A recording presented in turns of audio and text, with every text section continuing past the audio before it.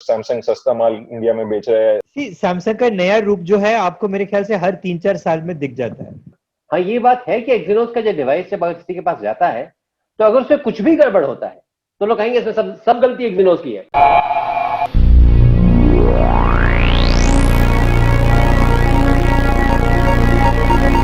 स्वागत है आपका एक नए एपिसोड टेक भाई टेक के। मैं हूं संदीप और मेरे साथ हैं निमिष दुबे, कुणाल दुआ और नंद गोपाल राजन। और आज हम बात करने वाले हैं एक ऐसे ब्रांड की जिसने पिछले कुछ महीनों से मार्केट में स्मार्टफोन्स, वॉचेस और अनगिनत बाकी प्रोडक्ट्स की बरसात कर चुके हैं। समझ ही गए होंगे आप, हम बात कर रहे हैं सैमसंग की। लेकिन डिस्कशन स्टार्ट करने से पहले आपको एक और चीज बता दें, बहुत सारे यूजर फीडबैक मिला हमें कि आपका प्रोग्राम है ना काफी लंबा होता है, थोड़ा छोटा कर दीजिए। तो चलिए इस एपिसोड हम ट्राई करेंगे कि ड्यूरेशन थोड़ी सी कम हो जाए और साथ ही साथ आपको एक और बोनस एपिसोड मिल जाए। तो इस वीक से पूरे हफ्ते में आपको टेक बाई टेक के 2 एपिसोड मिलेंगे। और जैसे कि हमने को बता चुके, आज का हमारा टॉपिक है सैमसंग। तो दिमाग में एक ख्याल आता है कि सैमसंग का हमने एक रूप देखा था जब भारतीय मार्केट में उसने दस्तक दी थी, और उस समय नोकिया मार्केट का एक बेताज बादशाह होता था। उनसे उनने हर एक मायने में टक्कर ली, अपना पोजीशन को स्ट्रॉन्ग करने की कोशिश की, और उसके बाद काफी शांत हो गया था। बहुत टाइम से ऐसा कुछ मुझे एग्रेशन नहीं दिख रहा था। 2019 का आधा साल निकल गया और उसके बाद से सैमसंग का एक नया रूप हमें दिख रहा है। यहां पर सवाल उठता है नंदू, सबसे पहले आपसे, क्या सच में 2019 से हम सैमसंग का एक नया रूप देख रहे हैं? सैमसंग का नया रूप जो है आपको मेरे ख्याल से हर 3-4 साल में दिख जाता है। और मैं इसलिए कह रहा हूं कि मेरा एक एनेक्डोट में बोल रहा हूं, 1995 या 96 की बात होगा। मेरे एक क्लासमेट ने अपने हाउस वार्मिंग में 2 सैमसंग की चीजें खरीदा था। उसने वॉशिंग मशीन और टीवी सैमसंग का लेके आए थे, और मेरे पूरे क्लास में किसी ने वो ब्रांड के बारे में सुना ही नहीं था उस टाइम पे।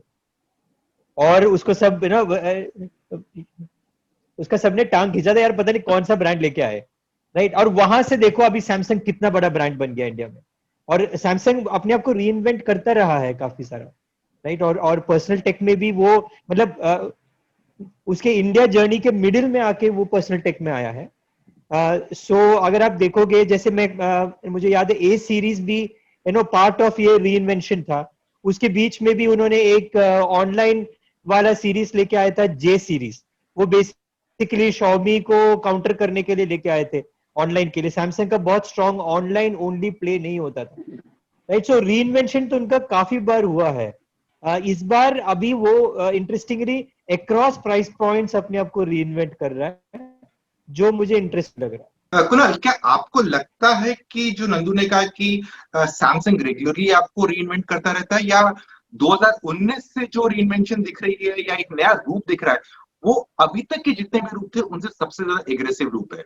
I think, I don't know कि पता नहीं कि 2019 से या आई थिंक उससे थोड़ा सा पहले भी जाएं तो जो उन्होंने गैलेक्सी एम सीरीज निकाली थी, आई थिंक मे बी उस समय से मैं कह सकता हूं कि एक उनकी ज्यादा अग्रेसिव साइड देखने को मिली है। कि जो क्योंकि काफी हद तक Xiaomi जैसी कंपनियों ने जैसे नंदू ने बोला, उनकी सैमसंग की ऑनलाइन प्रेजेंस नहीं थी। तो हमने जब देखा कि वो गैलेक्सी एम सीरीज से सैमसंग ने ऑनलाइन में अपना ज्यादा प्रेजेंस बढ़ाया और काफी मॉडल्स लेके आए जो कि ऑनलाइन ओनली थे या मिक्स ऑफ ऑफलाइन ऑनलाइन थे। तो आई थिंक उस समय से कह सकते हैं कि जब मार्केट की डिमांड भी थी कि सैमसंग, क्योंकि काफी एक दौर था बीच में जब लोग बोलते थे सैमसंग के फोन महंगे हैं। लाइक ऑब्वियसली इवन जो सस्ते वाले फोन है वो उतने वैल्यू फॉर मनी नहीं माने जाते थे। बट आई थिंक सैमसंग ने वही वो गेम जो Xiaomi और अदर बाकी चाइनीज कंपनीज खेल रही थी कि बड़ी बैटरी, ज्यादा रैम और multiple configurations, I think Samsung ने बोला कि हम भी बिल्कुल एक खेल खेल सकते हैं, और उन्होंने खेल के दिखाया है। काफी अच्छा खेल खेला है, लाइक सक्सेस भी मिला है उनको। सो निमिष, यहाँ पर एक चीज लगता है कि जो पिछले, जैसे कि 2018 से ऑलमोस्ट स्टार्ट हो गया था उनका एक नया अवतार लोगों को देखना, उसमें प्रमुख भूमिका निभा रहा था कि उनकी ऑनलाइन मार्केट की तरफ अप्रोच। ऑफलाइन में तो वो काफी ज्यादा मजबूत थे और पहले से ही उनका नेटवर्क अच्छा था। क्या आपको लग रहा है जो ऑफलाइन की तरफ जो उन्होंने रुझान किया है, ये एक बहुत ही बेहतरीन मूव है, या फिर आपको ऐसा लग रहा है उस चक्कर में ऑफलाइन मार्केट को थोड़ा सा इग्नोर किया जा रहा है? संदीप, कुणाल एकदम सही कह रहे थे। अगर आपको याद होगा तो दिसंबर 2018 को शायद उन्होंने एम सीरीज लॉन्च की थी। और रोचक बात ये है, उसके बाद से सैमसंग का हमें मैं एग्रेसिव नहीं कहूंगा, लेकिन हाँ लॉन्चेस के रूप में काफी ज्यादा लॉन्चेस हमको दिख रहे हैं। अगर हम वापस जाएं समय में अगर अतीत में जाएं हमें, तो हमें जैसे आपको याद होगा जब सैमसंग आया था, जब सैमसंग ने चैलेंज पोज किया था, जैसे नंदगोपाल कह रहे हैं कई बार री इन्वेंट कर चुका है ब्रांड। शुरू शुरू में आया था तो आपको याद है रिलायंस के फोन्स के साथ आया करता था। फिर एक कोई फोन आया था जिसमें जो फ्लिप फोन था, जिससे ब्लू लाइट निकलती थी, उस ब्लू लाइट को ही हाईलाइट करते रहते वो लोग। तो बेसिक फोन था। तो जैसा नोकिया का एटीट्यूड था, हम लोग नोकिया से कुछ बातचीत होती रही थी, हम लोग कहते हैं सैमसंग चैलेंज कर सकता है क्या? नहीं नहीं नहीं, कोरियन ब्रांड है, चैलेंज नहीं कर पाएगा। तो शुरू शुरू में मुझे लग रहा है जब Xiaomi और अन्य ब्रांड आए थे 2015-16 के आसपास में, जब ये लोग फ्लैश सेल कर रहे थे इत्यादि कर रहे थे, ओप्पो भी नया नया आया था, मीन्स था कुछ समय तक लेकिन प्रोमिनेंट हो रहा था, तो सैमसंग का भी इनिशियल रिएक्शन ये था, कोई बात नहीं, हमारा ब्रांड है, ये लोग हमसे कम्पीट नहीं कर सकते। तो कुछ समय तक ये टाइम लग रहा था। जैसे रामगोपाल ने कहा ठीक है, जे सीरीज थी, उनका एक गैलेक्सी कोर एडिशन था, उनके डिवाइसेस तो उनके पास भी थे उस दाम पे, लेकिन उनका एक वो चीज थी, जैसे प्रीमियम उनको चार्ज करना था कि हम सैमसंग हैं, तो अगर हम वैसी कॉन्फ़िगरेशन देंगे तो आप हमको हमारे नाम के लिए आपको ज्यादा पैसा देना पड़ेगा। और मार्केट चेंज हो गई थी, खासकर से ऑनलाइन मार्केट तो बहुत जोर से चेंज हो गई थी, क्योंकि Xiaomi आ गया, उसके बाद Realme आ गया, उसके बाद बाकी सारे ब्रांड्स भी ऑनलाइन गेम में आने लगे कि भाई जितने कम दाम में जितना अच्छा कॉन्फ़िगरेशन आप दे सकते हैं वो मैटर करता है। अब इस हालत में सैमसंग एक साल तक, मुझे लग रहा है 1-1.5 साल तक पैसिव रहा, हिला नहीं। जैसे हम लोग कहते हैं ना, अंग्रेजी में एक मुहावरा होता है, वो खड़े रहे और आपके पैरों के नीचे घास उगने लगी। वो थोड़ा सा हिसाब सैमसंग के साथ हो रहा था, लेकिन ये इन्होंने चेंज किया है। काफी एग्रेसिवली आए हैं मार्केट में, काफी ज्यादा फोन्स ला रहे हैं। आपने देखा होगा, हमने M51 को नॉट से कंपेयर किया था, M31 को नॉट से कंपेयर किया था। अब सैमसंग वन प्लस के साथ सीधे टक्कर दे रहा है। यही आपको बता रहा है कितनी जल्दी ये लोग मूव कर रहे हैं। जहां तक ऑफलाइन को छोड़ने की बात है, वो तो छोड़ने का सवाल नहीं उठता, वहां तो वर्चस्व है ही उनका। चैलेंज वहां भी फेस कर रहे हैं ओप्पो वीवो से, जैसे आपको पता है। लेकिन ऑनलाइन में जितनी स्मूथली और जितनी अग्रेसिवली ये मूव किए हैं, ये शायद किसी ने एक्सपेक्ट नहीं किया था। आई थिंक ये जो एम सीरीज की बात चल रही है ना, एम सीरीज के टाइम पे जो रीइन्वेंशन हुआ है, ये एक थोड़ा सा डेस्परेशन में भी हुआ है। अगर वहां पे वो छोड़ देते, अगर वहां पे वो कुछ रिएक्ट नहीं करते, तो शायद मतलब वो अब तक बहुत ही बुरे हाल में होते। बिकॉज वो एक थोड़ा सा एक स्लाइड शुरू हो गया था 2018 की शुरुआत में, और एम सीरीज एक बहुत ही मतलब एक रिफ्रेशिंग चेंज था सैमसंग की तरफ से। नाउ अभी जो सिचुएशन है, अभी मैं मार्केट में थोड़ा सा दिख रहा हूँ, जो सैमसंग की तरफ जो वो कंज्यूमर्स का आउटलुक है वो चेंज हो गया है। बिकॉज सडनली एक नॉन चाइनीज ऑप्शन है आपके सामने, राइट? ये मतलब अभी जो है, अब उसका हम उसके मेरिट्स में नहीं जा रहे हैं, लेकिन बहुत सारे लोग उस हिसाब से सोच रहे हैं कि मुझे शायद चाइनीज ब्रांड नहीं लेना है। तो सैमसंग तो एक ब्रांड है जो अवेलेबल है, आप फेमिलियर हो उस ब्रांड से, एक ट्रस्ट भी है मार्केट में, आप जानते हो आप कहीं भी हो आपको एक सर्विस सेंटर पास में मिल जाएगा।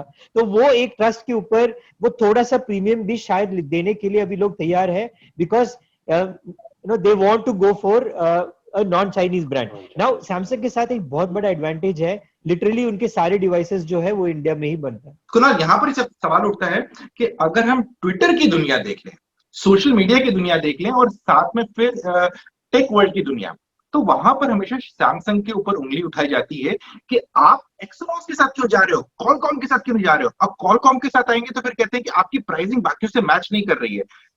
एज ए कंज्यूमर आपको क्या लगता है कि एक्सनॉस और कॉलकॉम का प्रोसेसर, इसमें एक्चुअल में कोई मेजर डिफरेंस आ रही है, आप अगर आप सैमसंग का डिवाइस यूज करना चाहते हैं as a daily driver? I think मैं अपनी बात कर सकता हूँ कि मैंने तो इस हिसाब से कभी नहीं सोचा, और आई थिंक मुझे हमारी पिछले हफ्ते की बात याद आ रही है, जो हम एमोलेड और एलसीडी और डी ब्लैक की बात कर रहे थे। ये वही गिन चुन के जो 6 लोग ट्विटर पे बात करते हैं, उनको मैटर करता है। अगर आप कंज्यूमर से बात करेंगे तो लाइक किसी को पता भी नहीं होता। देखो ओके, कुछ हद तक इंडियन कंज्यूमर्स जो हैं वो ज्यादा अवेयर हैं कंपेयर टू अब बाकी मार्केट्स के, अगर आप कंज्यूमर्स के साथ देखें, बट परफॉर्मेंस में कोई ऐसा डिफरेंस नहीं है कि आपको सोचना पड़े कि अरे नहीं कि सैमसंग सस्ता माल इंडिया में बेच रहा है, ऐसा कुछ भी नहीं है। आई थिंक ये वोकल माइनॉरिटी जिसको अंग्रेजी में बोलते हैं, जो कि लोग शोर ज्यादा मचाते हैं बट उससे जैसे डे टू डे यूजेज पे तो बिल्कुल कोई फर्क नहीं पड़ता। निमिष, क्या आप इस स्टेटमेंट से सहमत हैं? काफी हद तक एक्चुअली एक्सिनोस जो प्रोसेसर एक्सिनोस और क्वालकॉम का झगड़ा ये जो है, ये थोड़ा उस तरह से है जैसे लोग कहते हैं ना कि स्टॉक एंड्रॉयड है, एंड्रॉयड का वर्जन क्या है। एक्चुअली कंज्यूमर को पता नहीं होता। अगर कोई बहुत भयंकर गड़बड़ ना हो तो कंज्यूमर को पता ही नहीं चलेगा। फर्क जो है, शायद लोग कहते हैं चलिए इसमें 10% ज्यादा फर्क पड़ता है। अब 10% फर्क पड़ता है यानी 11 घंटे बैटरी लाइफ, उसकी जगह 10 घंटे बैटरी लाइफ पड़ेगी। ये उतना बड़ा फर्क नहीं है। और जहां तक जनरल परफॉर्मेंस की बात है, वो जहां तक हम लोग एक्सिनोस और स्नैपड्रैगन के डिवाइसेस हम लोग यूज कर चुके हैं, ऐसी जमीन आसमान का फर्क नहीं आता। हाँ, ये बात है कि एक्सिनोस का जो डिवाइस जब किसी के पास जाता है तो अगर उसमें कुछ भी गड़बड़ होता है तो लोग कहेंगे इसमें सब गलती एक्सिनोस की है। गर्म हो रहा है, एक्सिनोस की गलती है। डिस्प्ले ठीक काम नहीं कर रहा, एक्सिनोस की गलती है। डब्बा ठीक से पैक नहीं हुआ, वो भी शायद एक्सिनोस की गलती है। क्या करें जमाना। तो आप गलती की बात कर रहे हैं, तो चलिए गलती की ही बात कर लेते हैं। बहुत साल, मतलब ऑलमोस्ट 1.5 साल पहले तक, जब तक सैमसंग का वन यूआई आया था, तो वो सैमसंग की एक दुखती रग थी उनका यूआई कि अमूमन हमने देखा है कि फोन को ऑलमोस्ट 70% 60% तक उनका यूज कर ले, मेमोरी फुल हो जाए तो अचानक फोन स्लो डाउन होने लगता है। क्या सैमसंग वन यूआई ने उस कमी को पूरा करने की कोशिश की है? जरूर संदीप, वैसे देखा जाए तो 1.5 साल पहले जैसे आपने कहा था, एक ट्रेंड एकाएक सारी कंपनीज में आया था कि जो मुझे लग रहा है ये दौर होते हैं जैसे फैशन के दौर होते हैं वैसे होते हैं कि एक जमाना था कि लोग कह रहे भाई हमारा एंड्रॉयड है तो मेरा एंड्रॉयड आपके एंड्रॉयड से एकदम अलग लगना चाहिए और हमें इतने सारे फीचर्स होने चाहिए और उतने सारे फीचर्स होने चाहिए। उसके बाद एक थोड़ी सी उल्टी गंगा बही और लोगों को लगा कि थोड़ा स्टॉक एंड्रॉयड होना चाहिए, मिनिमल होना चाहिए। काफी कुछ मीडिया में बात हो रही कि अरे एड्स आते हैं, ब्लोटवेयर आता है, ज्यादा एप्लीकेशन लग जाते हैं।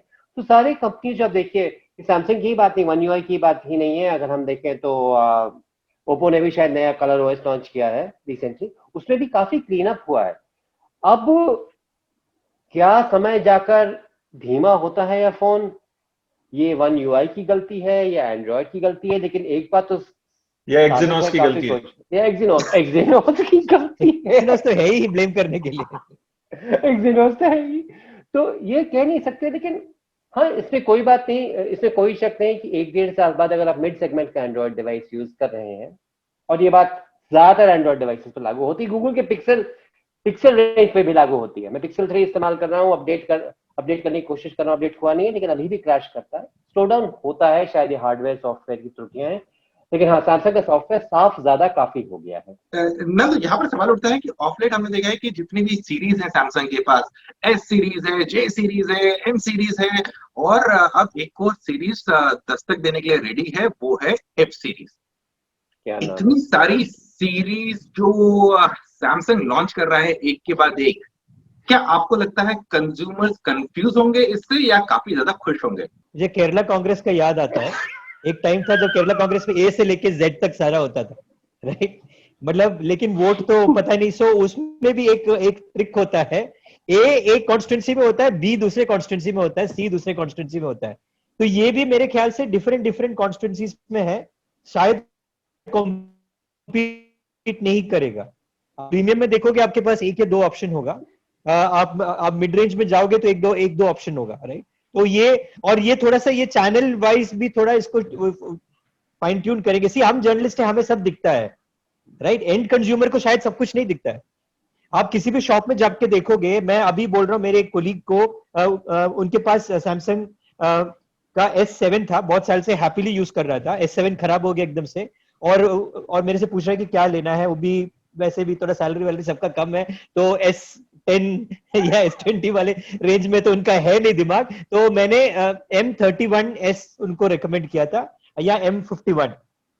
तो इनको दोनों अभी मिला नहीं है, राइट? अल्टीमेटली जाके इन्होंने सैमसंग ही खरीदा है। कुछ 8,000 रुपए का फोन है, मेरे को याद नहीं आ रहा कौन सा ये है, लेकिन वो जिस शॉप में गया है वहां पे वही अवेलेबल था, राइट? सो बहुत सारे एंड कंज्यूमर्स जो ऑनलाइन जाके, जो वो कहते हैं ना हम लोग robo research online by offline, ये सब हम लोग बोलते हैं, बहुत सारे कंज्यूमर्स को फर्क नहीं पड़ता है। वो वहां जाता है, उसके पास पॉकेट में एक अमाउंट होता है, उसमें जो फिट होता है, 10,000 लेके जाता है, 8,000 का फोन लेते तो खुश होता है कि 2,000 रुपए बच गए, राइट? और ये बंदा सोचता है कि 40,000 रुपए बच गए मेरा। शायद मैं S20 ले लेता, फिर मैंने और जाके 8,000 के फोन पे लास्ट में ये आ गया, राइट? सो एक वो होता है। सो आई थिंक हम कंफ्यूज होते हैं क्योंकि हमें सब कुछ दिख जाता है। I don't think and consumer को फर्क पड़ता है। कुणाल, हमने अभी तक बात कर ली कि सैमसंग ने क्या क्या किया, क्या क्या करने की कोशिश कर रहे हैं, नए नए सीरीज ला रहे हैं। आपको क्या लगता है कि क्या और चीजें हैं जो सैमसंग सुधार सकता है?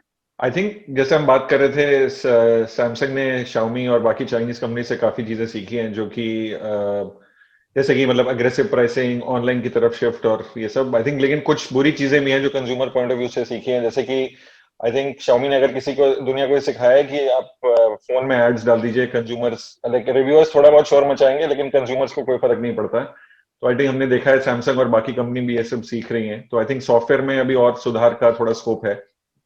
बाकी अदरवाइज अगर आप देखें तो आई थिंक अगर हम फोन के मामले में बात करते हैं तो जो सैमसंग का पूरा पोर्टफोलियो है, आप बोल रहे थे काफी जो अलग अलग सीरीज हैं उससे कंज्यूमर्स को कंफ्यूजन होता है कि नहीं, आई थिंक काफी पहले से काफी सुधार है। इनफैक्ट मुझे याद है जब ये M सीरीज वगैरह नहीं आई थी तब काफी ज्यादा ओवरलैप होता था। लाइक हम मुझे याद है हम रिव्यूज में ये भी लिखते थे कि अरे आप 2,000 रुपए कम में सैमसंग का ही ये वाला फोन खरीद लीजिए, वो बेहतर है ज्यादा। तो आई थिंक उस टाइप के ओवरलैप, उस टाइप की चीजें अभी काफी कम है। तो आई थिंक अगर मेरे से अगर आप पूछेंगे तो मेरे ख्याल से सॉफ्टवेयर में, और आई थिंक सॉफ्टवेयर अपडेट्स एक एरिया है जहां पे सैमसंग थोड़ा और इंप्रूव कर सकते हैं। इसके अलावा निमिष, आज आपने एक ट्वीट भी किया था।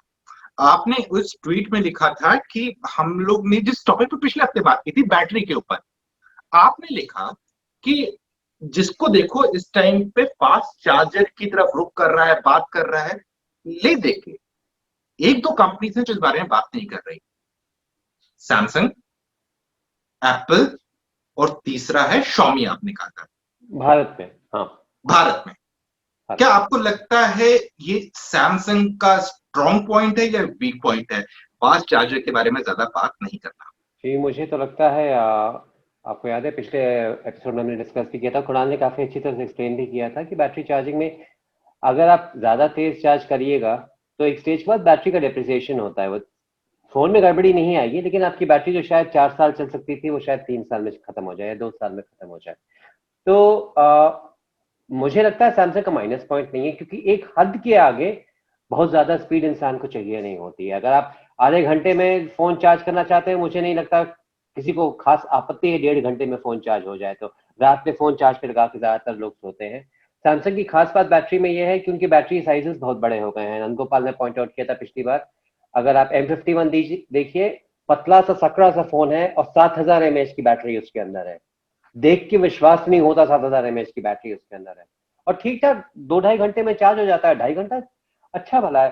सैमसंग शायद इसलिए भी थोड़ा कॉशियस है क्योंकि अगर आपको याद होगा बैटरी के साथ सैमसंग का अनुभव बहुत नोटेबल नहीं रहा है। मैं और नहीं बोलूंगा, तो शायद थोड़ा संभल के रहने। मैं वही बोलने वाला था, सैमसंग शायद 10 साल तक बैटरी की बात ना करे। उनका हाथ जल चुके हैं बैटरी से। बिल्कुल बिल्कुल। चलते चलते आप सब लोग से अब एक क्विक क्वेश्चन। नंदू, अगर आपको कोई फोन रिकमेंड करना होगा सैमसंग का टॉप एंड सेगमेंट में, आप कौन सा रिकमेंड करेंगे? Note 20। Note 20। निमिष, अगर मिड एंड सेगमेंट में या फिर एंट्री लेवल सेगमेंट में आपको कोई फोन रिकमेंड करना होगा तो आप कौन सा करेंगे? मिडिल सेगमेंट में तो मैं इस समय गैलेक्सी M51 रिकमेंड करूंगा। उतनी बड़ी बैटरी, वैसा डिस्प्ले, उतना कैमरा, जबरदस्त फोन है, जबरदस्त फोन है। संदीप, मैं आपसे पूछता हूँ, आप कौन सा एंट्री लेवल फोन रिकमेंड करेंगे?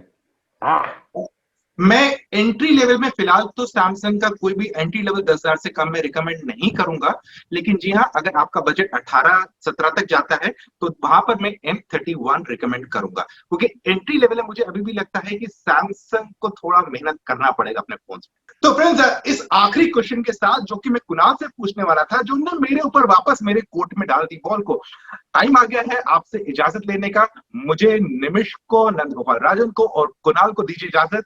जल्दी मिलते हैं एक और एपिसोड में, तब तक के लिए आप अपना ख्याल रखिएगा।